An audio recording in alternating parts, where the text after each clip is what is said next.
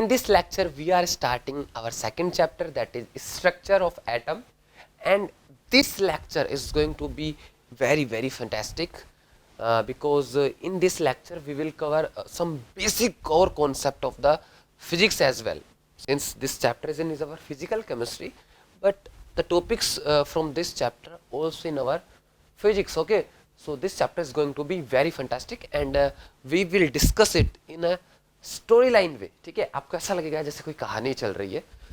तो चलिए शुरू करते हैं अपनी कहानी. So the story began very before. Okay, so even it was started the birth of the Jesus Christ. It means even before the Christ, and it started with the monk or Rishi Kashyap basically. And Rishi Kashyap also known as the name Rishi Kanad because of his theory basically about the matter, and he was the first who introduced the atomic theory of matter basically. तो ऋषि कश्यप ने क्या कहा? ऋषि कश्यप ने कहा कि जो matter है, अब मैटर क्या है ये हम पिछले चैप्टर में पढ़ चुके हैं. Anything which occupies space and have mass is called matter. तो बोली जो मैटर जो है ये एक स्मॉलेस्ट यूनिट से बना हुआ है, मतलब इसके अंदर एक जो सबसे छोटी एक यूनिट है उसको आप आगे डिवाइड नहीं कर सकते. मतलब अगर आप मैटर को डिवाइड करते जाओ तो लास्ट में हमारे पास एक ऐसी यूनिट आएगी जिसको आप आगे डिवाइड नहीं कर सकते हो, और उसे ऋषि कश्यप ने क्या कहा? कण कहा. क्या कहा? कण. और यहीं से उनका नाम पड़ा क्या? कणाद. ठीक है, and the original name was that monk basically was Rishi Kashyap. Okay, तो समझा आपने कि एंशिएंट जो इंडियंस थे वो साइंस के अंदर हमेशा से क्या रहे थे? बेटर रहे थे as compare to the whole world. मतलब हम बाकी लोगों से हमेशा आगे रहे हैं. तो देखिए, सबसे पहले एटॉमिक मॉडल के बारे में ऋषि कणाद ने बताया और उन्होंने से क्या कहा? कण कहा. लेकिन परमाणु या फिर एटम इसको कहने वाले सबसे पहले कौन थे? डाल्टन थे. और डाल्टन ने ये बात 1808 के अंदर कही, यानी कि 1808 के अंदर अपनी एटॉमिक मॉडल के कॉन्सेप्ट दी. क्लियर है? तो जैसा कि ऋषि कणाद ने कहा था, सेम चीज किसने कही? डाल्टन ने कही. डाल्टन ने भी कहा कि जो मैटर है, matter is made up of atom and atom is non divisible unit of matter. Means you can not divide further. मतलब आप अगर किसी मैटर को डिवाइड करते जाते हो, जैसे मान लो आप एक चौक ले लेते हो, ठीक है, एक चाक ले लेते हो और उसको ब्रेक करते जाते हो, तो वो लास्ट में एक ऐसी यूनिट बचेगी जिसको आप आगे तोड़ नहीं सकते, आगे ब्रेक नहीं कर सकते, आगे डिवाइड नहीं कर सकते, आगे कट नहीं कर सकते. वो यूनिट ही क्या है? एटम है. और बेसिकली जो एटम जो है वो लैटिन वर्ड से आता है एटोमियो. किससे आता है? एटोमियो. एंड एटोमियो स्टैंड्स फॉर नॉन डिविजिबल और अनकटेबल. मतलब जो लैटिन वर्ड है एटोमियो, वहीं से क्या आया? एटम आया. और सबसे पहले इसके बारे में किसने बताया? ऋषि कश्यप ने बताया. ठीक है, उन्होंने इसको कण कहा बेसिकली. और एटम इसको कहने वाले कौन थे? अपने डाल्टन थे. ठीक है, और डाल्टन बेसिकली एक ब्रिटिश स्कूल के टीचर थे.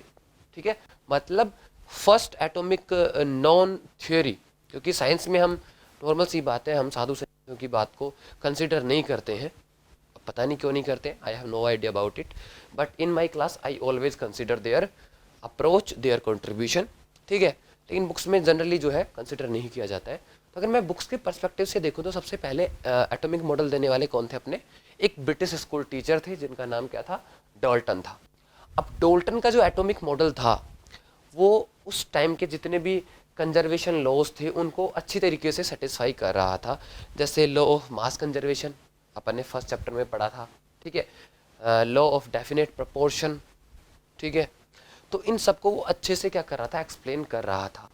लेकिन डाल्टन का जो मॉडल था वो एक्सप्लेन नहीं कर पाया था उस टाइम के कॉन्सेप्ट. जैसे कि कुछ फिनोमिना थे कि किस तरीके से ग्लास रोड को रब किया जाता है कैट फर के साथ तो वो चार्ज हो जाती है.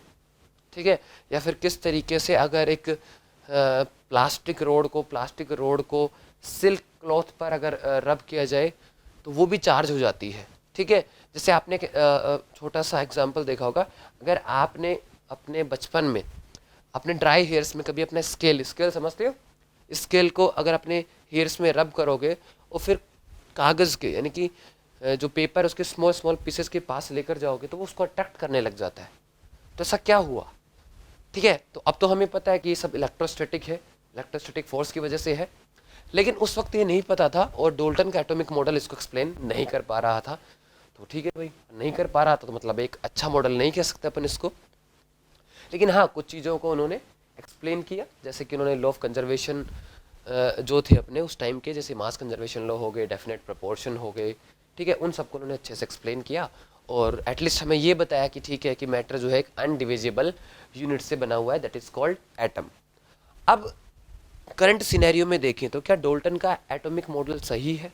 क्या ये बात कहना कि matter is made up of atom which is undivisible, ठीक है, मतलब उसको आप आगे डिवाइड नहीं कर सकते हो, ठीक है।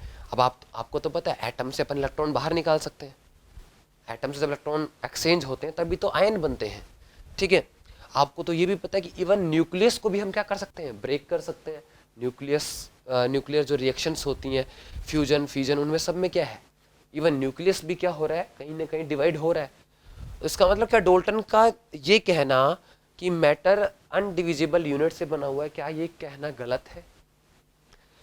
May be you will say that yes, उनका ये कहना गलत है क्योंकि आज हम इलेक्ट्रॉन बाहर निकाल सकते हैं, हम न्यूक्लियस को भी जो है तोड़ सकते हैं, ब्रेक कर सकते हैं, ठीक है, दो न्यूक्लियस को जोड़ भी सकते हैं जिसको फ्यूजन कहते हैं। लेकिन अगर मैं कहूँ कि अगर अपन ये पर्सपेक्टिव लेकर चलें, आपको भी पता है अगर मैं सोडियम एटम की बात करता हूँ, ठीक है, अगर आपने उसमें से एक इलेक्ट्रॉन निकाला तो क्या बन गया, Na+ आयन बन गया। और आपको ये पता है कि सोडियम एटम की जो प्रॉपर्टीज़ हैं और जो सोडियम आयन की प्रॉपर्टीज़ हैं वो अलग अलग होंगी, मतलब उनकी प्रॉपर्टी चेंज हो जाती हैं। तो अगर हम ये मानकर चलें कि ऋषि कश्यप या फिर डोल्टन ने जो कहा वो इस पर्सपेक्टिव में कहा कि हाँ प्रॉपर्टी चेंज नहीं होनी चाहिए, अगर आपने इससे आगे ब्रेक किया तो जो है प्रॉपर्टी चेंज हो जाएंगी, लेकिन क्योंकि उन्होंने ये चीज़ क्लियरली नहीं कही थी उस वक्त, तो आप कह सकते हो कि वो लोग गलत थे। लेकिन हाँ इस पर्सपेक्टिव से अगर हम देखें, अगर हम इस पर्सपेक्टिव से देखें कि मैटर की प्रॉपर्टी चेंज नहीं होनी चाहिए, तो उस पर्सपेक्टिव से आज भी ऋषि कश्यप और डोल्टन सही है कि अगर आप एटम को आगे डिवाइड करते हो तो उसकी प्रॉपर्टी बदल जाती है, मतलब अब वो नहीं रहता जो पहले था। सोडियम एटम और सोडियम आयन की प्रॉपर्टी अलग अलग होती है, ठीक है। तो ये मेरा पर्सपेक्टिव है about the idea of Dalton and Rishi Kashyap, ठीक है। अब हो सकता है आपके टीचर ने स्कूल में कहा हो कि नहीं वो बिल्कुल गलत थे, तो ठीक है, हाँ वो गलत थे, इस बारे में गलत थे कि डिवाइड नहीं किया जा सकता। अगर हम ये मान लें कि हम डिवाइड कर पा रहे हैं, तो डिवाइड कर रहे हैं तो प्रॉपर्टी भी तो खो दे रहे हैं।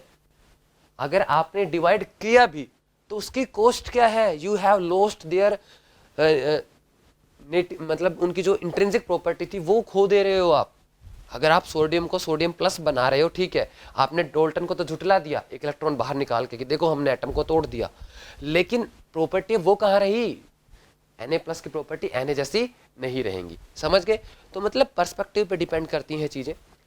अब सबसे पहला अपन ये कह सकते हैं कि एटॉमिक मॉडल किसका आया, डोल्टन का आया। धीरे धीरे चीज़ें फिजिक्स के अंदर प्रोसेस आगे बढ़ी, प्रोग्रेस हुआ, और 1830 के अंदर फैराडे ने कॉन्सेप्ट दी इलेक्ट्रोलिसिस की। किसकी कॉन्सेप्ट दी, इलेक्ट्रोलिसिस। और इलेक्ट्रोलिसिस बेसिकली हम पढ़ेंगे क्लास 12th के अंदर, केमिस्ट्री के अंदर, फिजिकल केमिस्ट्री में। तो अभी मैं आपको थोड़ा सा आइडिया दे देता हूँ इलेक्ट्रोलिसिस होता क्या है।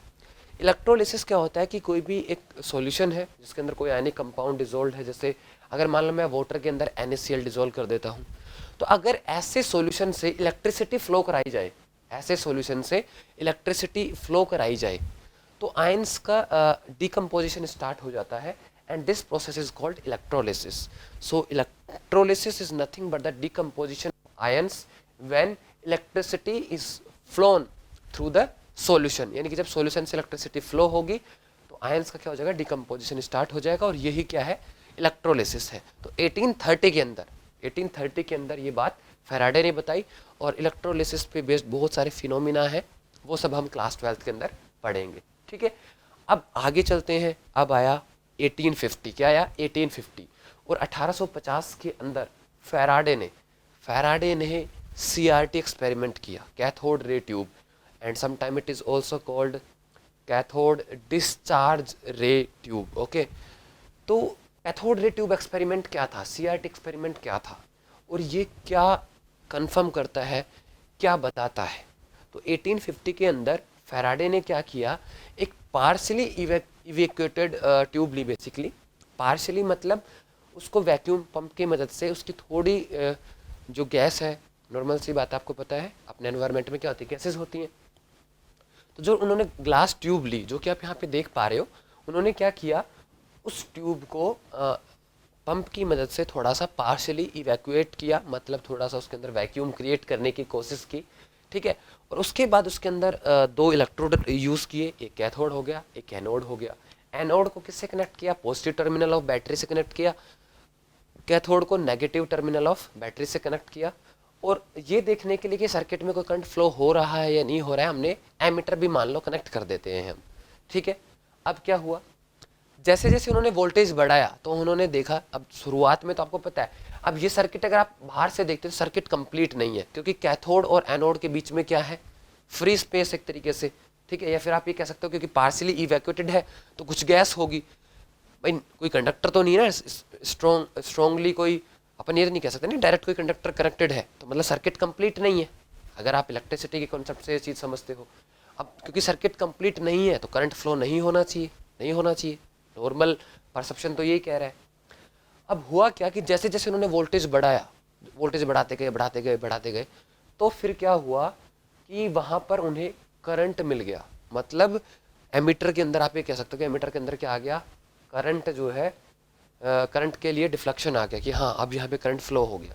तो ऐसा क्या हुआ, तो इन CRT experiment when a sufficient high voltage is applied across the electrodes, that is cathode and anode, a stream of electrons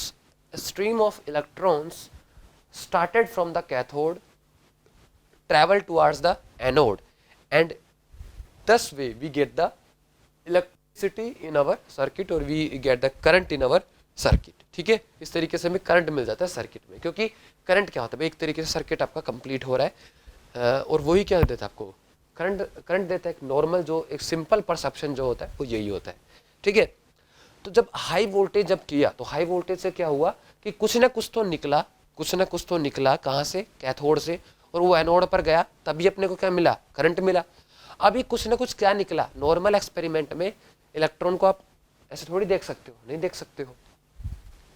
तो ये पता करने के लिए कि हो क्या रहा है एक्चुअल में, फैराडे ने क्या किया कि जो अपना जो एनोड था उसमें कुछ, ये मान लीजिए उसमें कुछ होल्स बना दिए, क्या बना दिए, होल्स बना दिए। अब होल्स बनाने से हुआ क्या, दूसरी साइड उन्होंने क्या किया, उसके जस्ट पीछे की साइड उन्होंने कोई फ्लोरोसेंट मटेरियल जो है उसकी पॉलिश कर दी, जैसे जिंक सल्फाइड। तो उन्होंने क्या किया, फ्लोरोसेंट मटेरियल की, कंपाउंड की क्या कर दी, पॉलिश कर दी, सपोज जिंक सल्फाइड। अब जिंक सल्फाइड की पॉलिश कर दी कहाँ पे, एनोड के पीछे, और एनोड में क्या ले लिया, एनोड के स्ट्रक्चर कैसी ले ली, एक तरीके से पोरस स्ट्रक्चर ले लिया, यानी कि उसके अंदर होल्स है। तो मतलब अगर कैथोड से कुछ आ रहा है तो उससे पास होगा। तो यहाँ पे वही हुआ, जब हाई वोल्टेज किया तो कैथोड से इलेक्ट्रॉन्स निकले, क्योंकि उस वक्त नहीं पता था कि इलेक्ट्रॉन है एक तरीके से, ठीक है। उस वक्त नहीं पता था, फैराडे को भी नहीं पता था कि हाँ ये इलेक्ट्रॉन्स है, और फैराडे ने कहा भी नहीं इनको कि ये इलेक्ट्रॉन्स है। इनको इलेक्ट्रॉन्स कहने वाले कौन थे, जे थॉमसन थे, वो आगे आएंगे, कहानी में आगे आएंगे, बने रहिए। अभी अपन 1850 के अंदर है। तो क्या हुआ कि जो कैथोड से जो भी निकला अकॉर्डिंग टू फैराडे, वो जो पोरस थे, जो होल जो बने हुए थे एनोड इलेक्ट्रोड के अंदर, उससे निकला, पास हुआ, और जाके किससे हिट किया, उसने किसको स्ट्राइक किया, अपने फ्लोरेसेंट जो मटेरियल की, जो अपने पॉलिश की थी जिंक सल्फाइड की। और जैसे वो हिट करता है तो वहाँ पे ग्लो जनरेट होगा, मतलब वहाँ पे हमें क्या दिखेगा, एक तरीके से ग्लिटरिंग दिखेगी, चमक दिखेगी। उससे उन्होंने ये कहा कि हाँ यार कुछ ना कुछ तो जो है कैथोड से निकल रहा है, जो एनोड की तरफ जा रहा है। क्योंकि ये जो चमक आई कब आई, जब उससे कुछ टकराया, और टकराया मतलब कहीं ना कहीं से वो आया है, और आया कहाँ से, कैथोड की तरफ से आया, एनोड की तरफ आया है, कैथोड से आया है एनोड की तरफ, इसीलिए इसको क्या कह दिया, कैथोड रे कह दिया। माइकल फेराडे ने क्या कह दिया इनको, कैथोड रे कह दिया। और उस टाइम पार्शली इवैक्यूएटेड ट्यूब्स के साथ एक्सपेरिमेंट करने वाले अकेले फेराडे नहीं थे, बाकी बहुत सारे साइंटिस्ट काम कर रहे थे, ठीक है। So if we summarise the whole experiment done by the Michael Faraday, we can get the following conclusions. The first one is that cathode ray starts from the cathode and finish at the anode, यानी cathode से start होगी और कहाँ पे finish हो जाएगी, anode पर जाकर फिनिश हो जाएगी, clear. The second conclusion is that in the absence of electric and magnetic field, it move in a straight line path. It stands for basically cathode ray. So you can say that in absence of electric and magnetic field, cathode ray move in a straight line path, clear. We cannot see the cathode ray with our eyes, but we can experience their presence by some fluorescent material polished at the position behind the anode, because when something strike that fluorescent material, there be some glittering or there be some glow, okay. So we can confirm that something is striking the polished material, okay. तो यहाँ पे क्या कहा, इसका मतलब क्या है इस कंक्लूजन का, कि हम उनको एक तरीके से इनविजिबल है। अगर मैं एक सिंपल वर्ड्स में कहूँ, so we can say that cathode rays are invisible.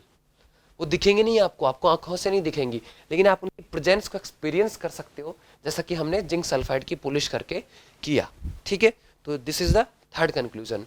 Fourth conclusion क्या दिया फेराडे ने, कि when we apply the electric and magnetic field, the behavior of the cathode ray is exactly like negative charge particle.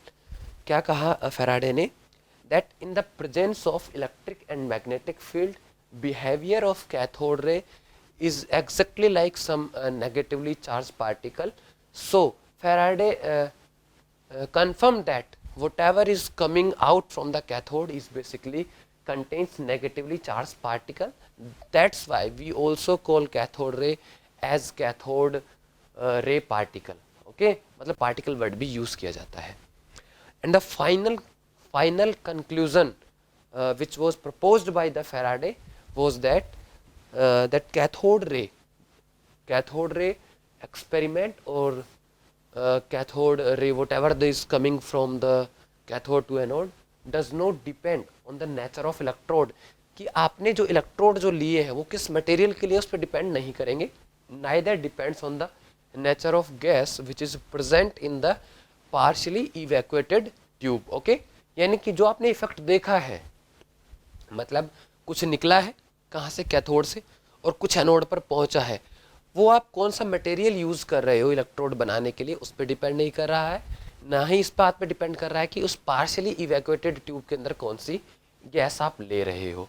So there are 5 conclusions जो अपन ने यहाँ पे summarise कर लिए हैं। आगे जाके जो नेगेटिवली चार्ज पार्टिकल्स हैं, इनको इलेक्ट्रॉन कहने वाले कौन थे, जे थॉमसन थे, और वो हम अपनी कहानी में आगे कंटिन्यू पढ़ेंगे। तो हम हमारी कहानी में कहाँ पर आ गए हैं, 1808 से हमने स्टार्ट किया, डॉल्टन से स्टार्ट किया। 1830 में हमने इलेक्ट्रोलिसिस की बात की, फेराडे ने प्रपोज की वो चीज़। 1850 में पहुंच गए हैं जहां पे फेराडे ने हमें कॉन्सेप्ट दी किसकी, कैथोड रे ट्यूब की। हम अपनी जो स्टोरी है वो कंटिन्यू करेंगे in our upcoming lectures. So see you in the next lecture. Stay safe, take care.